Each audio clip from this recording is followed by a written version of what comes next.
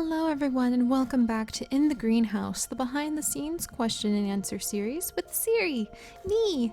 We talk about our different series, my personal life, your personal lives, just kind of a little community relaxation time that we can have here in our wonderful little greenhouse. So let's go inside and see how the plants are doing today, and not too happy actually.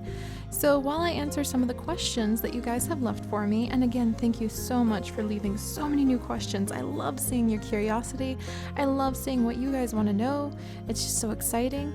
But while I answer them, I'm going to try to take care of these poor plants. Oh my goodness gracious, I need some plant food. I need some insect poison. I really hope that's... We have new seeds available! Ooh, look at that fuzzy seed. We should try to get that sometime soon. Alright, let's take care of these guys first. But yes, thank you so much, guys. I love having this little list of questions to go over. And first off, ooh, I really forgot to water these guys for a little while. Just a few hours, and suddenly they're not doing so well. But first off is a question from Tori. Thank you, Tori. And it is the question that I usually get every single episode.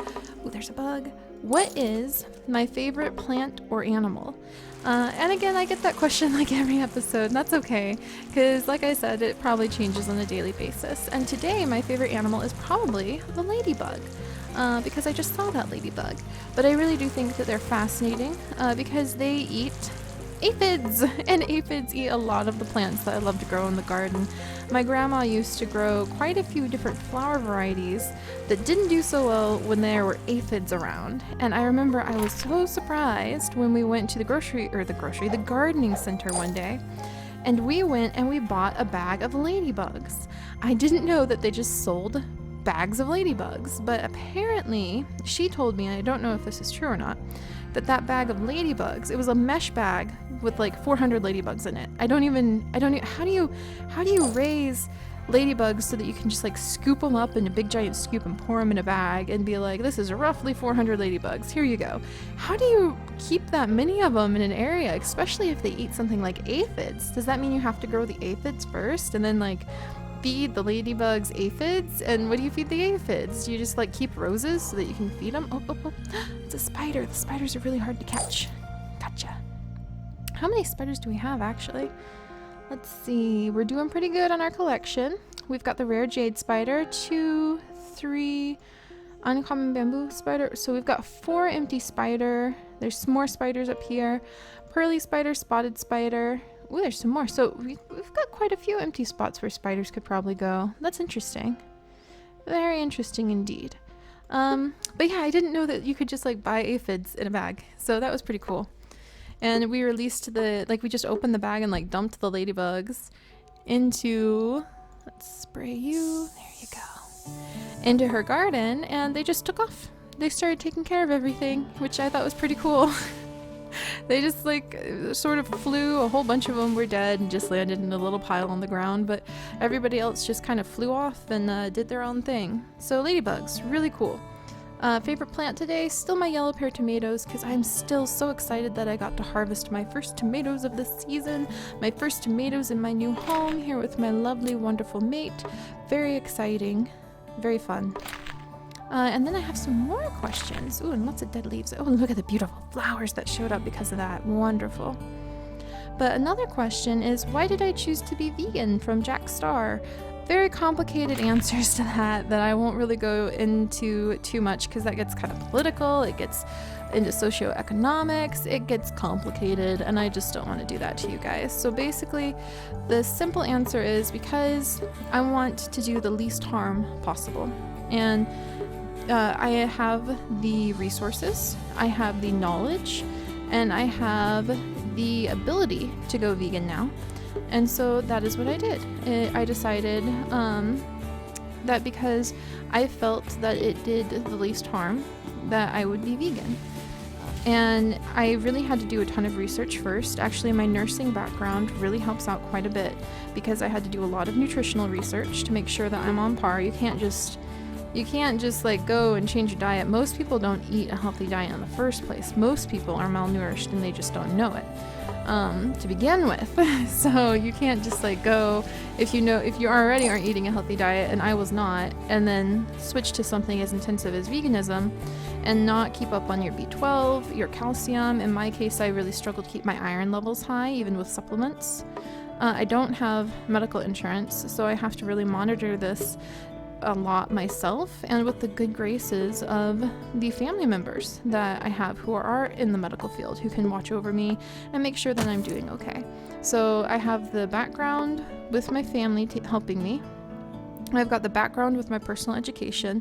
I've got the background with my animal activism, with my social activism in general. Believe it or not, I've really calmed down over the years, but I was a big social activist when I was a teenager and a young adult.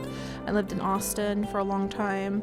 A lot of social activism in my past, and eventually you run out of the anger that can fuel some of the biggest changes when you're young and hot-headed like that. And now I think that I enjoy the role of educating people more. I don't really care for the debates when it comes down to any of the like spiritual reasons for being a vegan. I just sincerely think that if I have an alternative to killing something or hurting something for my nutritional needs and my enjoyment of what I eat, and the option is I don't have to, then I'm going to take that option, especially when I can eat a fantastic, delicious, well-balanced diet. I eat so good. Amazing. I mean, I'm not talking like healthy good, because I just had like banana bread yesterday.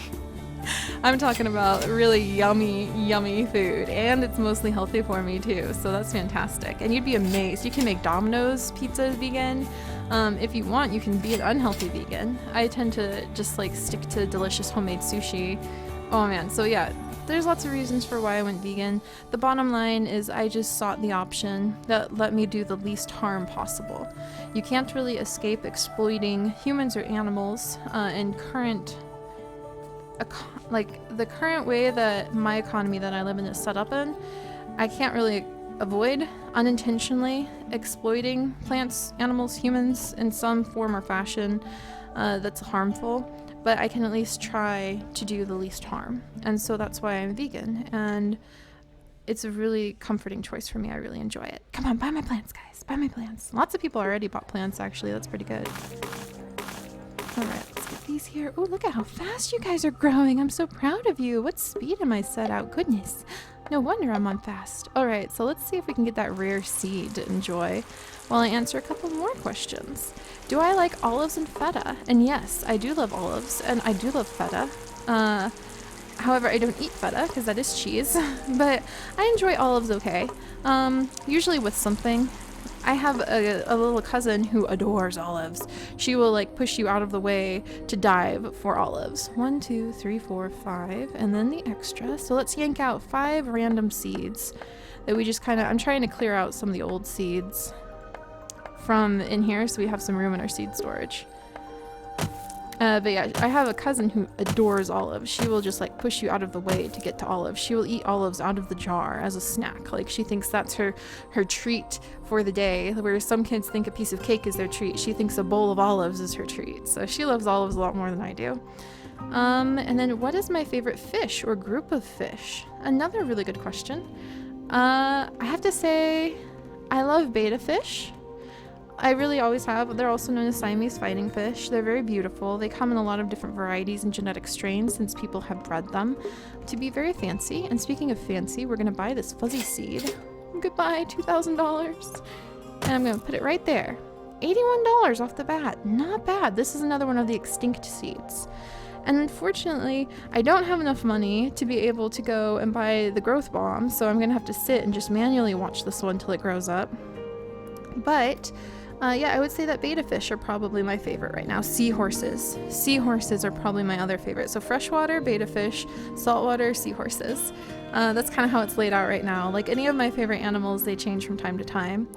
And on betta fish, a lot of people don't know that those little betta fish that you can see and you can buy for like $3 at some pet stores can live for up to 15 to 20 years. And they do need a good tank. And yes, they do need a filter and they do need a heater. And people will tell you otherwise. And they'll be like, oh, my betta fish lived for 3 years and it was just in a little bowl. It was probably unhealthy. They live for 15 to 20 years if you take good care of them and feed them a proper diet. They need a very diverse diet. They're carnivores. They do not eat algae. They do not eat bamboo roots. There's a lot of myths about betta fish, and when I worked in a pet store, I worked really hard to try to educate people. Even the things that say that they're to help the betta fish, like betta food, if you read a betta food package, it will tell you you only have to feed your betta 2 or 3 times a day, a few pinches. That is way too much. A betta fish's eyes are the size of its, the stomach is the size of its eye, is what I'm saying. So you only have to feed them 2 or 3 pellets 2 or 3 times a week. At most. That one jar of betta food might outlast the betta, even if it does live for 10 years. So you also want to mix in like bloodworms or brine shrimp. You want to give them a lot of variety to their diet, because in the wild they're eating a ton of different insects. And they like some space. They have very fancy tails, so you have to get a very good filter for them that doesn't yank them into the filter. That tail is a liability. It's for human decorative purposes. It's not really for them. It's not like they're birds of paradise. A lot of the tails on betta fish that you see now have been bred to look that way. So betta fish. I love betta fish. If I could, I would rescue all of them in the world. And I used to have a betta that I loved, and his name was Tsunami. And I had a female betta fish in another tank, and her name was Chisainami. So Tsunami means big wave, and Chisainami means little wave. So those were my betta fish. They are unfortunately no longer with us, because that was before I knew how to take good care of betta fish. But maybe one day I'll get another one. He can have his own little cute tank, and I'll put live plants in it and maintain it real carefully and everything. And maybe he can even have a couple tetra friends. Just not neon tetra, because they're too brightly colored and bettas tend to harass them to death. Fish are kind of vicious sometimes. But yeah, thank you so much for watching, guys. I don't have enough money to growth bomb. Even then, I still don't have enough money to growth bomb the plant, unfortunately. So we'll be back to see what that rare fuzzy seed turns into next time. As usual, if you have any questions or you want to know about some of the series, some behind the scenes stuff, our 200 has come and gone on zoo crafting. So if you want to know any of the behind the scenes stuff about why I did what I did, or if you want to talk about your favorite fish, or if you have fish, or if you're a fish lover, or like if you're a vegetarian or vegan, or anything else that you would want to talk about, please feel free. This is our little spot where we can just come together and spend a few minutes getting to know each other and getting to know how we think. And I'm really excited. I've got some fun things coming up for you guys that I can't wait to show. So I will see you guys next time. Bye-bye.